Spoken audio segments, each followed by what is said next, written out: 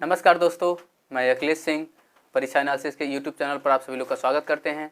आज हम लोग का टॉपिक रहेगा औसत का सेकंड टॉपिक है और इससे रिलेटेड जो भी एग्जाम में क्वेश्चंस आते हैं उसको हम लोग देखेंगे और कैसे इजी तरीके से उसको सॉल्व करेंगे। मुश्किल से हमको लगता है कि आप लोग 15 से 20 सेकंड में आप लोग इसको ईजिली सॉल्व कर सकते हैं। आइए हम लोग पहला क्वेश्चन देखते हैं कि इसका पहला क्वेश्चन क्या है। कह रहा है कि प्रथम क्रमागत 15 प्राकृतिक संख्याओं का औसत 115 है, तो सबसे छोटा तथा सबसे बड़ा संख्या बताइए। देखिए वो कह रहा है ना कि प्रथम क्रमागत। अब देखिए यहाँ पे बात कर रहा है कि प्रथम क्रमागत। देखिए एक चीज़ आप लोग ध्यान दीजिएगा, प्रथम क्रमागत प्राकृतिक संख्या कौन सी संख्या होनी चाहिए? प्रथम क्रमागत प्राकृतिक संख्या, उसका औसत दिया हुआ। ठीक है, प्रथम क्रमागत 15 प्राकृतिक संख्या है। ठीक है, तो कितना दिया गया है? वो दिया गया है आपका 115। कितना दिया गया है उसका औसत? औसत कह रहा ना, औसत दिया है 115। औसत कितना दिया? 115। आप लोग बताइए, अगर ये क्या नाम है कि प्रथम क्रमागत 15 प्राकृतिक संख्याओं का औसत है, यहाँ 15 है ना, विषम है। जब संख्याएं विषम होती है ना तो क्रमागत है, तो बीच वाली संख्या ही क्या होती है? औसत निकल के चली जाती है। जैसे फॉर एग्जांपल हम बताएं तो जैसे मान लीजिए 1, 3 और 5 है। ठीक है, अगर हम कहें कि इसका आप औसत बताइए तो बीच वाली देखिए विषम संख्या में, देखिए 1, 2, 3 कितनी संख्या है? 3 है, तो इसका विषम यानी कि बीच वाली संख्या ही निकल के चली जाएगी। देखिए जोड़िए, 1 और 3 4 और 5 4 9, 9 को 3 से भाग दीजिए, देखिए 3 आ गई ना। यानी कि जब कभी भी क्रमागत संख्याएं होंगी ना तो बीच वाली संख्या क्या होती है? औसत होती है। तो यानी कि जो 115 है, अब औसत एक कितनी संख्याएं हैं? 15 हैं, तो 115 जो होगा हमारा वो बीच वाली संख्या होगी। बीच वाली का मतलब 7 इधर संख्याएं आपको मिलेंगी और 7 माइनस करेंगे तो इधर मिलेंगी। ठीक है, यानी कि +7 संख्याएं इधर मिलेंगी और -7 संख्याएं इधर से, यानी कि इसे -7 पीछे जाएंगे तो आपको सबसे छोटी संख्या मिल जाएगी और आपको +7 आगे जाएंगे तो आपको सबसे बड़ी वाली संख्या मिल जाएगी। तो सबसे छोटी संख्या क्या हो जाएगी? देखिए इससे सबसे छोटी संख्या, देखिए सबसे छोटी संख्या। तो क्या करेंगे सबसे छोटी संख्या के लिए? देखिए 115 में से क्या करेंगे? 7 को माइनस कर देंगे। देखिए 115 - 7 कितना आंसर आ गया? देखिए 115 में से 7 घटाइए, कितना हो जाएगा? 108 आ गया। फिर उसके बाद से देखिए सबसे बड़ी क्या हो जाएगी? तो यही क्या करेंगे? सबसे बड़ी आप 7 जोड़ दीजिए, सबसे बड़ी संख्या क्या हो जाएगी? देखिए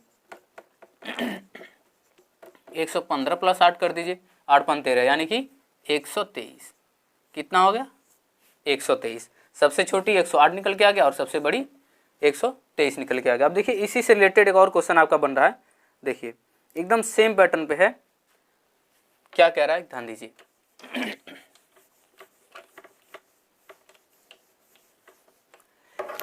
कह रहा है कि 23 क्रमागत सम संख्याओं का औसत। देखिए 23 क्रमागत दिया हुआ ना, 23 क्रमागत सम संख्या है, क्रमागत है।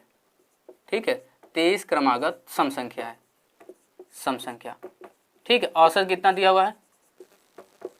देखिए औसत कितना दिया हुआ है, ध्यान दीजिए। औसत कह रहा है कि 126 है। 100 कितना है? 26 है। तो अभी हम लोग देखे थे, अगर विषम संख्याएं होती है ना, देखिए 23 होती हैं, जैसे 11 संख्याएं हैं, 23 संख्याएं हैं, 25 संख्याएं हैं, तो जो बीच वाली संख्या होती है वही औसत निकल के आती है। तो यानी कि जो 126 है ना वो संख्या के बीच में ही होगा। कहाँ होगा? संख्या के बीच में होगा। ठीक है, यानी कि अगर आप लोग जाएंगे तो 11 संख्या यानी कि -11 इसमें घटाएंगे तो आपको सबसे छोटी संख्या मिलेंगी और +11 जोड़ेंगे इसमें तो आपको सबसे बड़ी वाली संख्या मिल जाएगी। देखिए 11 11 22 हो गई और बीच वाली संख्या 126, यानी कि ये क्या हो जाएगी? 23वीं संख्या यही है बीच वाली। देखिए 11 संख्या इधर, 11 संख्या इधर, 11 22 और बीच वाली संख्या हमको मिल गई 23। तो देखिए क्या करेंगे? अब 126 में से 11, यहाँ पे देखिएगा, ध्यान दीजिए, 11 माइनस नहीं करेंगे। क्यों? क्योंकि क्या करे कि 23 क्रमागत सम संख्याओं का औसत, यहाँ पे सम संख्या है, तो सम संख्या किसके गुणज में होता है? तो देखिए 2 के होता है ना, 2 के गुणज में होता है सम संख्या, 2 4 6 8 10 12। ठीक है, तो यानी कि हम लोग क्या करेंगे, जब 11 माइनस जाएंगे तो 126 के बाद से 124 आएगा, 124 के बाद से 122 आएगा, 122 के बाद से 120 आएगा। मतलब 2 का गुणा जा रहा है, तो 2 जब कम करेंगे तो 11 बार कम करेंगे तो 11 दूना क्या हो जाएगा? वो 22 कम हो जाएगा। ठीक है, यानी कि 126 में से आपको क्या करना है, ये छोटी संख्या आपको निकलेगी। देखिए छोटी संख्या निकल के क्या आएगी? 126 में से आप 22 माइनस कर देंगे तो कितना आ जाएगा? 22 माइनस करेंगे तो 104, सबसे छोटी आ गई। और सबसे बड़ी क्या हो जाएगी? देखिए सबसे बड़ी संख्या कौन सी हो जाएगी? तो 126 में से आप क्या कर दीजिए? 22 को प्लस कर दीजिए। कितना आ गया? 26 और 22 कितना हो जाएगा? 148 यानी कि 148। सबसे बड़ी संख्या क्या आ गई 148 और सबसे छोटी 104 आ गई। ठीक है, अब इसी से रिलेटेड एक और क्वेश्चन देखिए आप लोग, इसको पॉज करके आप लोग चाहेंगे तो इसको सॉल्व करिएगा, एक बार इसको ट्राई करिएगा, प्रयास करिएगा। देखिए अब ये थर्ड क्वेश्चन क्या कह रहा है, ध्यान दीजिए आप लोग। थर्ड क्वेश्चन में क्या कह रहा है, देखिए कह रहा है ना कि एक मिनट, थर्ड, हाँ कह रहा है 11 से 11 क्रम के, यानी कि 11 से 11 क्रम है। देखिए 11 से 11 क्रमिक, 11 से क्या है 11 क्रमिक गुणजों का औसत। देखिए गुणजों का औसत कितना दिया हुआ है, वो 11 ही दिया हुआ है, यानी कि 11 से क्रमित है। देखिए 11 से 11 क्रमिक गुणजों का औसत कितना है 11 है, मतलब 11 को 11 बार उसका गुणा किया गया है, उसके गुणज में है तो उसका औसत हमको 11 मिला है। मतलब अगर देखिए संख्या कितनी है 11 है और किसका गुणज है 11 का, और उसका औसत भी कितना आ रहा है 11 ही आ रहा है। तो देखिए इसके लिए हम लोग क्या करते हैं, देखिए हम अभी हम लोग सीखे ना कि 11 बीच में हो जाएगा, तो जब ये बीच में होगा तो देखिए 5 आप लोगों को प्लस इधर जाना पड़ेगा, ठीक, और क्या करेंगे 5 माइनस इधर करेंगे तो इसको आ जाएंगे। लेकिन आप लोग ध्यान दीजिएगा ये 5 ही माइनस नहीं होगा, 11 का गुणज है ना, तो 11 5 55, यानी कि -55 हम लोग जाएंगे पीछे। ठीक है, कहाँ जाएंगे -55, लेकिन क्या करेंगे 11 इसमें जोड़ देंगे ना, क्या करेंगे 11 इसमें जोड़ देंगे, और तो कितना आ जाएगा, सबसे छोटी संख्या कितनी आ जाएगी, देखिए -44 सबसे छोटी संख्या।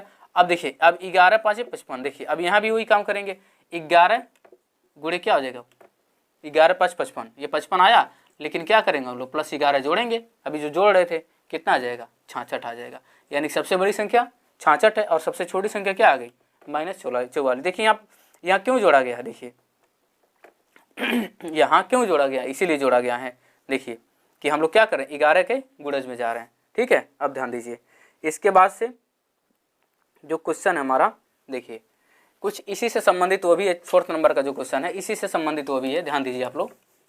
देखिए वो कह रहा है कि 3 क्रमिक सम संख्याओं तथा 3 विषम संख्याओं का औसत जो है योगफल, औसत का देखिए 3 क्रमिक विषम संख्या, देखिए 3 क्रमिक विषम संख्या, ठीक है, इसका औसत जो होगा, और प्लस 3 क्रमिक विषम सम संख्या, 3 क्रमिक सम संख्या का औसत, सम संख्या का औसत, उसका योग दिया हुआ, उसका योग कितना दिया हुआ है तो 21 दिया गया है। ठीक है, और इसमें ये भी कह रहा है यदि इसमें सबसे बड़ी सम संख्या 16 हो, आप लोग ध्यान दे पा रहे हैं, सबसे बड़ी क्या दिया है, सबसे बड़ी सम संख्या कितना दिया हुआ 16 दिया हुआ। तो ये बताइए सबसे बड़ी जब 16 है और ये क्रमिक में है तो क्या हो जाएगा 16, यानी कि वो संख्या कौन सी हो जाएगी, सम संख्या कौन सी हो जाएगी, देखिए सम संख्या कौन सी हो जाएगी, देखिए एक तो आपका 12 हो जाएगा, एक हमारा 14 हो जाएगा और एक हमारा 16 हो जाएगा। 3 ही संख्या है ना सम संख्या क्रमिक में, तो सबसे बड़ी 16 दिया हुआ है, तो 2 आप इसमें घटाएंगे तो आप आ जाएंगे 14 पे, 14 के बाद से आ जाएंगे 12 पे। तो ये बताइए जब ये 3 ही संख्या है तो बीच वाला क्या हो जाएगा हमारा औसत, यानी सम संख्या का औसत कितना निकल आएगा, देखिए सम संख्या का औसत कितना आ गया 14 आ गया, कितना आ गया 14, सम संख्या का औसत कितना आ गया 14 आ गया, बीच वाली संख्या क्या होती है हमारी औसत होती है। तो जब ये सम संख्या का औसत आ गया तो क्या विषम संख्या का हम लोग औसत निकाल लेंगे, देखिए 3 क्रमिक विषम संख्या का औसत प्लस 3 क्रमिक सम संख्या का औसत दिया हुआ 21। ठीक है, तो 14 जब माइनस करेंगे तो क्या आ जाएगा 7 आ जाएगा, यानी कि विषम संख्या का जो औसत आएगा, आप लोग इसको चाहें तो लिख सकते हैं या शॉर्ट स्क्रीन ले सकते हैं। तो देखिए यानी कि हमारा सम संख्या का औसत कितना आया था 7 आया था, तो विषम संख्या का औसत कितना हो जाएगा, नहीं 14 आया था ना, विषम संख्या का औसत ध्यान दीजिए। ठीक है, तो 21 में क्या करेंगे हम लोग, 21 में से 14 माइनस कर दीजिए तो कितना आ गया 7 आ गया। तो अभी हम बताए हैं कि जो 7 हमारा है ये क्या हो जाएगा, देखिए औसत क्या आ जाएगा, बीच वाली संख्या होती है, जब ये विषम संख्या रहेगी तो बीच वाली आएगी, तो बीच वाली संख्या 7 है, तो एक इधर संख्या बनेगी 9 और एक इसके पीछे आएगी, कितनी आएगी 5 आ जाएगी। ठीक है, तो इसमें क्या पूछ रहा था, इसमें से कह रहा था तो सबसे छोटी विषम संख्या, तो सबसे छोटी विषम संख्या कौन है, सबसे छोटी विषम संख्या यही तो होगी, 5 हो जाएगी। सबसे छोटी विषम संख्या कितनी आ जाएगी, 5। विषम संख्या कितनी आ गई, 5 आ गई। ठीक है, आप देखिए इसके बाद से जो क्वेश्चन है, ऐसे क्वेश्चन बहुत सारे एग्जाम में पूछे जाते हैं। देखिए ऐसे क्वेश्चन हमेशा एग्जाम में पूछे जाते हैं। हमको लगता है कि बहुत सारे एग्जाम में ये क्वेश्चन एज इट इज आ जाता है, बस उसमें डिजिट यानी कि नंबर चेंज होते हैं, बाकी सब के सब क्या करते हैं कि उसको जो इबारती लिखा होता है उसमें वो सेम आ जाता है, वर्बल जो होता है ना वो सब यही रहता है। देखिए कह रहा है कि किसी कक्षा के 27 लड़कों का औसत प्राप्तांक कितना है, 67 है, और जबकि 18 लड़कियों का औसत प्राप्तांक कितना है, 57 है। तो पूरी कक्षा का औसत बताइए, क्या करना हमको, पूरी कक्षा का औसत बताइए। देखिए यहाँ पे एक चीज़ कह रहा है कि 27 लड़कों का, कह रहा ना 27 लड़कों का, 27 लड़कों का औसत प्राप्तांक, औसत प्राप्तांक, प्राप्तांक का मतलब जो एग्जाम में परीक्षा हुई होगी तो बच्चे पाए हैं, तो 27 लड़कों का औसत प्राप्तांक कितना है, देखिए 67 है, कितना है 67 मतलब 67 है। ठीक है, और दिया गया है कि 18 लड़कियों का, 18 लड़कियों का, 18 लड़कियों का औसत प्राप्तांक, औसत प्राप्तांक कितना दिया गया है। देखिए 18 लड़कियों का औसत प्राप्तांक 57 दिया गया है।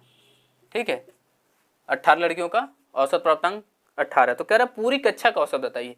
आप लोग मान लीजिए जैसे यहाँ 27 का लड़कों का दिया था कितना, 67 दिया था। ठीक है, और 18 लड़कियों का कितना दिया था, 57 दिया था। ठीक है, आप लोग मान लीजिए अगर पूरी कक्षा का एक सपोज दैट मान लीजिए एक कोई नंबर मान लीजिए 60 होता तो, ठीक है, मान लीजिए पूरी कक्षा का ऐसे मान लेते हैं हम लोग, अगर मानेंगे ना तो बहुत आसानी से लग जाएगा। देखिए मान लीजिए कि 67 लड़के हैं और 57 लड़कियां हैं, तो 67 लड़कों का और लड़कियों का अगर इसको मिला दिया जाए, ठीक है, तो हमारा औसत निकल के आ जाएगा 60, मान लीजिए, ये माना जाता है। ठीक है, आप 50 भी मान के लगा सकते हैं, 70 मान के भी लगा सकते हैं, लेकिन ऐसा माना जाता है कि बीच में हो ताकि आसानी से लग जाए। ठीक है, तो मान लीजिए यहाँ पे क्या है, 60 है। ठीक है, तो जब आपने 60 माना तो ये बताइए 27 लड़के, इसको हम एक बार मिटा देते हैं, हम लोग 60 मान गए। देखिए एक बार इसको हम लोग मिटा देते हैं, एक बार आप लोग देखिएगा यहाँ से। ठीक है, देखिए हमने क्या माना था, 60 मान लिया था, मतलब क्या नाम है कि 60 माने थे ना, बीच का संख्या 60 माने थे। ठीक है, औसत कितना माने थे, 60 माने थे। ठीक है, अब देखिए 27 लड़के थे। ठीक है, कितने लड़के थे, 27 लड़के थे, और कितना अधिक हो रहा था, 67 था ना, लड़कों का कितना था, 67 था, 67 था, तो इससे कितना अधिक हो रहे हैं, 7 ही तो अधिक हो रहे हैं, यानी कि 27 लड़कों कितने अधिक हो गए, 7 हो गए।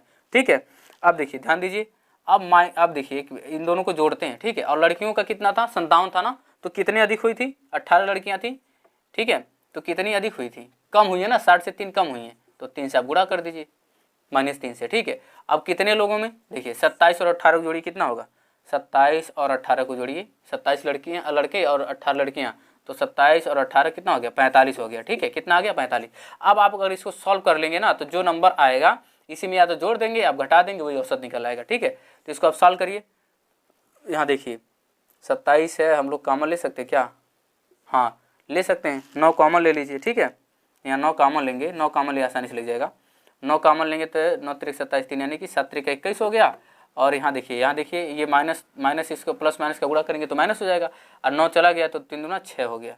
ठीक है, बटे कितना हो जाएगा, 45। ठीक है, अब 9 से काट दीजिए, 9 बचे 45, बराबर कितना हो जाएगा, 21 में से 6 जाएगा 15, 15 बटे कितना आ जाएगा, 5, यानी काटे में कितना आ गया, 3। देखिए अगर यहाँ पे माइनस में होता तो जो हमने 60 माना था उसमें से घटा देते हैं, अब ये +3 में आया है, तो यानी कि जो हमने माना था 60 है, उसमें 3 हम लोग क्या जोड़ देंगे, इसमें 3 को क्या करेंगे, जोड़ देंगे, यानी कि 60 + 3 बराबर कितना हो जाएगा, उस पूरी कक्षा का औसत हमको निकल आया। ध्यान दीजिएगा, हमने यहाँ 7 क्यों लिखा है और हमने 3 यहाँ क्यों लिखा है, तो चूंकि हमने 60 माना था और लड़कों का औसत कितना था, 67 था, तो हर लड़के में यानी कि एक लड़का 7 अंक ज़्यादा पाया था, तो 27 लड़कों का जब जोड़ेंगे तो वही करेंगे, 27 में 7 का गुणा कर देंगे। और लड़कियों का कितना था, औसत अंक 57 था, हमने 60 माना था, तो 3 का जो कमी हो रही है वही 3 से हमने क्या किया, माइनस कर दिया, और 18 लड़कियों 3 कम कर रही हैं, 3 कम कर रही हैं, तो इसीलिए क्या करेंगे कि इनका और इनका जोड़ेंगे, लेकिन ये माइनस कहाँ से आया, 3 की वजह से आया है, 3 कम है। ठीक है, फिर हम उसको सॉल्व करेंगे तो जो हमारा या तो ये प्लस में आएगा नहीं तो माइनस में आएगा। हो सकता है अगर जीरो आता है यहाँ पे नंबर मान लीजिए जीरो आ जाता तो अब हम लोग ये कहते हैं कि जो हमने परसेप्शन माना था ना ये 60 नंबर वो सही हो जाता, और नहीं तो अगर यहाँ प्लस में आता है तो उसको जोड़ देंगे, अगर माइनस में आता है तो इसको घटा देंगे। ठीक है, इस तरह के क्वेश्चन बहुत सारे एग्जाम में पूछे जाते हैं। इसको एक बार वीडियो को और देख लेंगे तो आसानी से आ जाएगा। ठीक है, अब देखिए नेक्स्ट क्वेश्चन क्या कह रहा है हम लोग का। ये बहुत ही इंपॉर्टेंट क्वेश्चन है जो नेक्स्ट वाला हम लोग का क्वेश्चन है। देखिए ऐसे ही पूछा जाता है एग्जाम में कि पांच परिवार का सदस्य है, उसमें एक बच्चे ने जन्म ले लिया तो बच्चे की आयु बताइए, औसत बढ़ जाता है या घट जाता है। ठीक है, तो देखिए उसी पे बेस्ड एक क्वेश्चन है, कह रहा है कि 5 सदस्यों की 3 वर्ष पूर्व 17 वर्ष उसकी औसत आयु थी। यानी कि 5 सदस्य, एक परिवार है उसमें 5 सदस्य हैं, एक परिवार उसमें कितने सदस्य हैं, 5 सदस्य हैं, और कह रहा है कि 3 वर्ष पूर्व यानी कि 3 वर्ष पहले की बात कर रहा है, 17 थी। ठीक है, अब कह रहा है कि वर्तमान समय में भी क्या है, उसका औसत आयु 17 ही है, जबकि इस बीच में परिवार में एक बच्चे ने जन्म लिया, एक बालक ने क्या किया, जन्म लिया है। तो बालक की आयु ज्ञात कीजिए। यानी कि अभी भी उस परिवार की औसत आयु 17 ही है जब बच्चे ने जन्म लिया। तो देखिए अब इसको कैसे हम लोग सॉल्व करते हैं। नेक्स्ट वाले देखिए, वो कह रहा ना कि 5 सदस्य थे। देखिए एक चीज यहाँ पे कॉन्सेप्ट समझ लीजिएगा कि कभी भी ऐसे एज से आप क्या नाम है कि आयु से संबंधित जो भी क्वेश्चन या प्रश्न आते हैं उनको वर्तमान आयु पे ही मान के सॉल्व किया जाता है। मतलब अगर मान लीजिए हमारी एज इस समय 20 साल होती तो 5 साल पहले कितनी होती, तो 15, वर्तमान में ही हम लोग जोड़ते हैं। और अगर मान लीजिए इस समय 20 साल हमारी एज है तो 5 साल बाद कितनी हो जाएगी, 25 हो जाएगी। हम लोग वर्तमान समय में ही जोड़ते हैं और वर्तमान समय में ही घटाते हैं। ठीक है, तो ये कॉन्सेप्ट जो है ये हमारा क्या नाम है कि जो आयु से संबंधित जो भी क्वेश्चंस होते हैं उसमें भी एक काम आते हैं। तो इसको ध्यान रखिएगा, कभी भी हम इसको क्या करेंगे, वर्तमान समय में ही जोड़ेंगे और वर्तमान समय में ही घटाएंगे, तभी ही आयु का संबंधित जो भी क्वेश्चंस होते हैं वो सॉल्व होते हैं, नहीं तो फिर गलत हो जाते हैं। ठीक है, ये कॉन्सेप्ट हमेशा याद रखिएगा, वर्तमान समय में भी जोड़ेंगे और घटाएंगे। देखिए कह रहा ना कि 5 सदस्यों की 3 वर्ष पूर्व यानी कि पहले की आयु दी हुई है। ठीक है, देखिए 5 सदस्य परिवार में, कितने सदस्य हैं, 5 सदस्य। कितने सदस्य हैं, 5 सदस्य। ठीक है, तो 5 सदस्यों की औसत दिया हुआ ना, 5 सदस्यों की 3 वर्ष पूर्व। अब ध्यान दीजिएगा यहाँ पे 3 वर्ष पूर्व की बात कर रहा है, 3 वर्ष पूर्व, वर्तमान की बात नहीं कर रहा है, पूर्व की बात कर रहा है। तो 5 सदस्यों की 3 वर्ष पूर्व आयु कितना दिया हुआ है, औसत आयु है, वो भी आयु नहीं है, कितना है, औसत है, औसत आयु।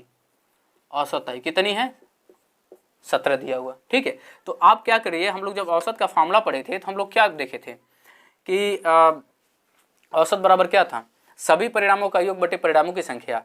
तो यानी कि जब हम लोग निकालेंगे परिणामों का योग निकालेंगे तो क्या करेंगे, 5 में 17 का गुणा कर देंगे। देखिए यानी कि कुल आयु याद कीजिए, परिवार के सदस्यों की कुल आयु। देखिए परिवार के सदस्यों की कुल आयु, परिवार के सदस्यों की कुल आयु निकालेंगे। ठीक है, कुल आयु तो कितना निकल आएगा, कुल आयु। देखिए कुल आयु निकालेंगे तो क्या करेंगे, 17 में से आप 5 का गुणा कर दीजिए, कितना होता है, 17 × 5 = 85। यानी कि जो उसमें 5 सदस्य हैं उनको हम जब जोड़ें, 5 सदस्यों की आयु को जोड़ें तो कितना आया, 85 है। लेकिन ध्यान दीजिएगा ये 3 वर्ष पूर्व की बात कर रहा है, 3 वर्ष पूर्व की बात कर रहा है। अब 3-3 साल 5 में जुटेगा तो कितना जुड़ जाएगा, 15 जोड़ देंगे, यानी कि वर्तमान आयु कितनी हो जाएगी, वर्तमान आयु। ध्यान दीजिएगा वर्तमान आयु कितनी हो जाएगी, 85 में आप लोग 15 जोड़ दीजिए। क्यों जोड़ें, क्योंकि 3-3 साल 5 सदस्यों में बढ़ेगा, सब लोग तो 3-3 साल बढ़ जाएंगे, तो जब 3-3 साल बढ़ेंगे तो कितना हो जाएगा, 15 साल, यानी कि कितना आ गया, 100। कितना आ गया आयु, 100 वर्ष हो गई। यानी कि 5 सदस्यों का जो वर्तमान आयु है वो 100 वर्ष है। ठीक है, अब वर्तमान आयु निकालिए। अब 6 पर बच्चे ने, अब इसी बीच में 3 साल में एक बच्चे ने जन्म लिया है, इसी बीच में एक बच्चे ने क्या किया, एक बालक ने जन्म लिया है। तो देखिए यानी कि बालक के साथ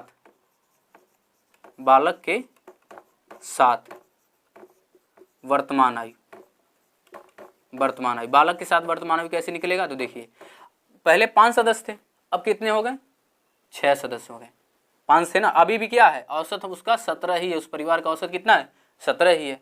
तो इसको गुणा करिए, 7 × 6 = 42, 4 आया, 6 × 6 = 4 10, यानी कि 102 वर्ष।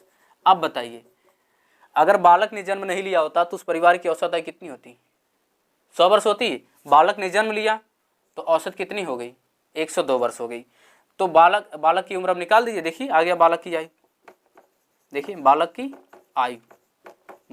आयु कितनी हो गई, देखिए 102 में से क्या करेंगे, 100 माइनस कर देंगे, कितना आ गया, 2 वर्ष आ गया। यानी कि बालक ने कब जन्म लिया था, 2 वर्ष पहले जन्म लिया था। ठीक है, इसको देख लीजिए। यानी कि देखिए एक बार और देख लीजिए, इसको कह रहा है ना कि 5 सदस्यों की 3 वर्ष पूर्व आयु कितनी थी, 17 वर्ष थी। ठीक है, हमने कहा ना कि वर्तमान आयु में ही जोड़ते घटाते हैं और वर्तमान आयु से ही हमारा क्वेश्चन सॉल्व बताएं। तो क्या करेंगे, देखिए परिवार के सदस्यों की कुल आयु कैसे निकालेंगे। मान लीजिए 5 सदस्य थे, उनका औसत कितना था, 17 साल था। तो 5 में 17 से गुणा कर देंगे, कितना आ जाएगा, कुल आयु निकल गई। ठीक है, यानी कि 85 वर्ष निकल गई। लेकिन ये जो वर्ष निकल के आया है वो हमारा 3 वर्ष पूर्व का है।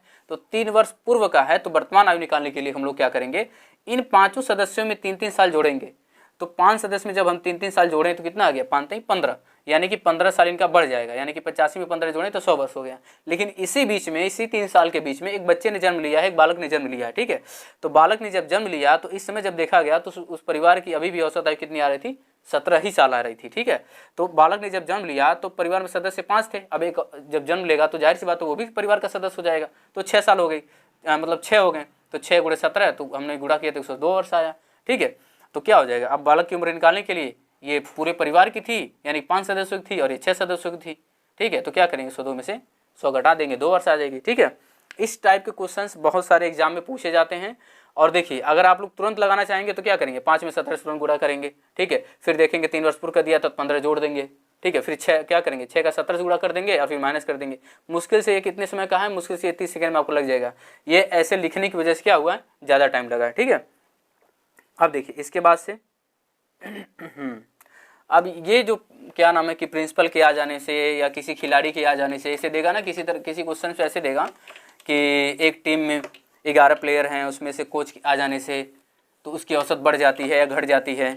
तो इस टाइप के जब भी क्वेश्चन देगा तो बहुत ही आसान तरीके से लगते हैं। देखिए उसको बस 10 सेकंड में आप लोग लगाएंगे। कैसे, देखिए कह रहा है ना, किसी कक्षा के 19 विद्यार्थियों की औसत आयु दिया हुआ ना। देखिए नेक्स्ट क्वेश्चन क्या कह रहा है कि किसी कक्षा के 19 विद्यार्थियों की औसत आयु 15 वर्ष है, जबकि इसमें अध्यापक को भी शामिल कर लिया। देखिए इसमें अध्यापक को शामिल किया जाता है तो औसत एक बढ़ जाता है, तो अध्यापक की आयु ज्ञात कीजिए।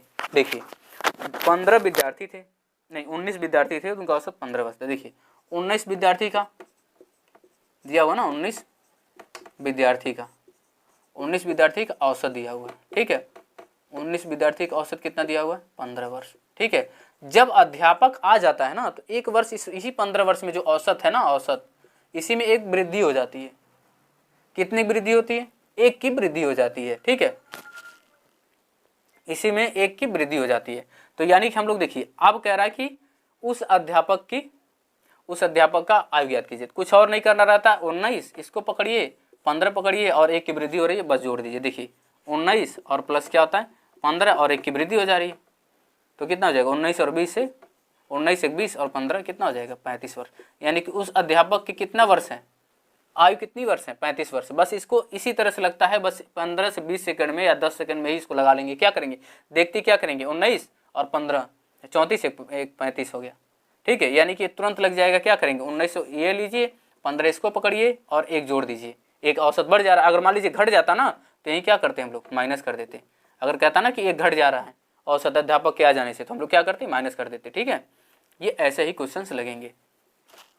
अब देखिए इसके बाद से कौन सा क्वेश्चन है, हाँ ये वाला क्वेश्चन जो कि दिया गया है वो बहुत बढ़िया है। देखिए बल्लेबाजी से संबंधित क्वेश्चंस आते हैं कि 13वीं पारी के बाद से 15वीं पारी के बाद से, ये पारी वाले क्वेश्चंस बहुत ज़्यादा पूछे जाते हैं आजकल। तो ये ट्रेंड चल रहा है कि पारी वाले क्वेश्चंस पूछ लिए जाते हैं और ये बहुत आसान तरीके से, वो भी 10 सेकंड में ही लग जाते हैं। देखिए कह रहा है कोई बल्लेबाज अपनी 13वीं पारी में 79 रन यानी कि 79 रन बनाता है, तो उसके औसत में रनों में 3 की वृद्धि हो जाती है। तो 12वीं पारी के बाद उसके औसत रनों की संख्या, देखिए बाद पूछ रहा है, इतना ध्यान दीजिएगा ना, 12वीं पारी के बाद, वो नहीं पूछ रहा है कि 13वीं पारी के बाद, वो कह रहा है कि 12वीं पारी के बाद औसत रनों की संख्या ज्ञात कीजिए। तो देखिए 12वीं पारी के बारे में पूछ रहा है ना, तो देखिए वो 13वीं पारी में कितना रन मारा था, 13वीं पारी में कितना रन मारा था, 79।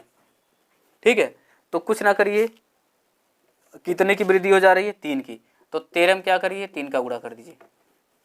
ठीक है, 13 3 39, कितना हो जा रहा है 39, 3 की वृद्धि हुई है ना औसत में, 13 3 39।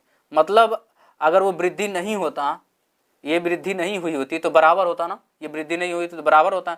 तो 79 में क्या करेंगे, बस इसी को माइनस कर दीजिए। ठीक है, इसको माइनस करेंगे तो कितना आ जाएगा 40, यानी कि औसत कितना था, देखिए औसत 40 था। ठीक है, ये क्यों लिखा गया है, क्योंकि देखिए अगर ये 79 रन नहीं मारा होता, 79 रन नहीं मारा होता तो ये 3 की वृद्धि नहीं होती। और 12वीं पारी की बात कर रहा है, 13वीं पारी बात नहीं करता, 13वीं पारी बात करता, क्या करें हम लोग जोड़ देते। तो यहाँ क्या करेंगे, माइनस कर दीजिए, कितना आ जाएगा औसत 40 आ जाएगा। ठीक है, अब देखिए देखिए अब ये वाला क्वेश्चन, इस टाइप के क्वेश्चन कभी कभी एग्जाम में पूछ लिए जाते हैं। इस टाइप के क्वेश्चन तो हमेशा आते रहते हैं, हम लोग कई बार देखा एग्जाम में कि इस टाइप के क्वेश्चन 13वीं पारी के बाद, 12वीं पारी के बाद, 11वीं पारी के बाद ऐसे क्वेश्चन आ जाते हैं। देखिए अब कह रहा है नेक्स्ट वाला क्वेश्चन कि 11 सदस्यों के किसी समूह से 15 वर्ष एवं 16 वर्ष के दो सदस्यों पर 2 नए सदस्यों को सम्मिलित कर लिया जाता है।